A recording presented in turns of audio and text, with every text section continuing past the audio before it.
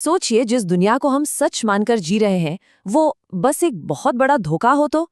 आज हम अनुराग सागर यानी प्रेम के महासागर से निकली एक ऐसी हैरान कर देने वाली कहानी को समझने वाले हैं।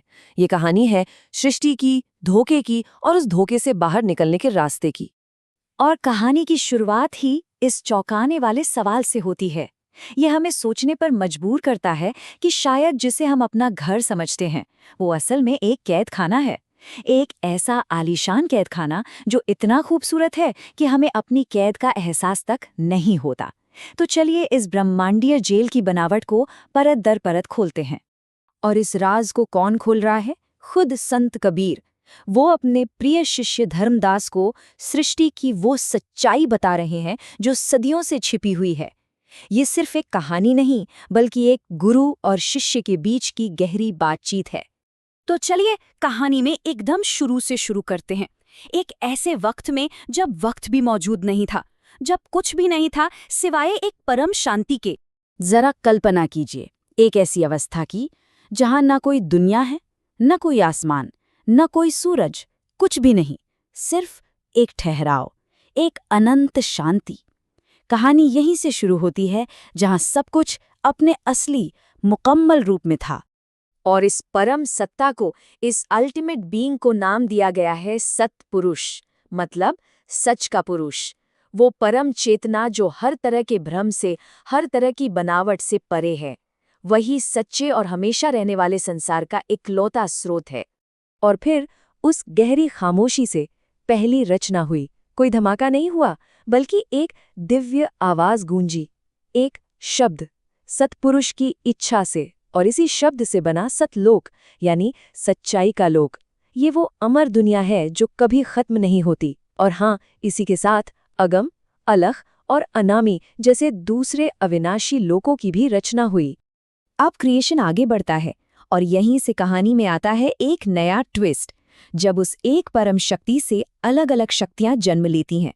और यहीं पर डिवीजन का, बंटवारे का पहला बीज बोया जाता है। तो सतपुरुष ने एक के बाद एक शब्द कहे और उनसे 16 पुत्र, मतलब उनकी अलग अलग शक्तियां सामने आईं। पर यहाँ जो सबसे जरूरी है वो है 5वें शब्द से पैदा हुई शक्ति, काल निरंजन। वो सतपुरुष के सबसे चमकीले, सबसे शक्तिशाली हिस्से से बना था। और यही वो कैरेक्टर है जो इस पूरी कहानी का रुख बदलने वाला है। तो आखिर ये काल निरंजन है कौन? इसके नाम में ही सारा राज छिपा है। काल मतलब समय, जो सब कुछ निगल जाता है, और निरंजन का मतलब जो भ्रम से परे दिखे। पर हकीकत में वो भ्रम का सबसे बड़ा राजा है तो वो सतपुरुष का ही हिस्सा, लेकिन एक ऐसी नेगेटिव पावर जिसे अपनी अलग ही दुनिया बनानी थी। और बस यहीं से कहानी में एक कॉस्मिक बगावत शुरू होती है। काल की चाहत इतनी बड़ी थी कि उसने एक ऐसी दुनिया बना दी जो उसके पिता सतपुरुष की दुनिया से एकदम उल्टी थी। अब जहां दूसरे सभी पुत्र सतलोक में खुश थे, वहीं काल के मन में एक आग जल रही थी, अपना राज बनाने की आग, अपनी सत्ता कायम करने की। और इसके लिए उसने चुना तपस्या का रास्ता। और ये कोई छोटी मोटी तपस्या नहीं थी। सोचिए, एक युग में लाखों करोड़ों साल होते हैं। काल निरंजन ने एक पैर पर खड़े होकर 70 युगों तक तपस्या की। ये दिखाता है उसकी जबरदस्त इच्छा शक्ति को।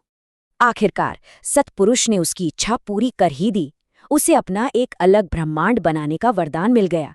3 लोक, स्वर्ग, पृथ्वी और पाताल, इनका मालिक बना दिया गया। बस यही वो पल था जिसने हमेशा हमेशा के लिए इस ब्रह्मांड का नक्शा बदल दिया। अब काल को अपना राज तो मिल गया, पर सवाल था कि वो इसे बनाएगा कैसे। और उसकी क्रिएशन की कहानी हिंसा, धोखे और छल कपट से भरी है। चलिए देखते हैं। देखिए, ये क्रिएशन कितना ड्रामेटिक था।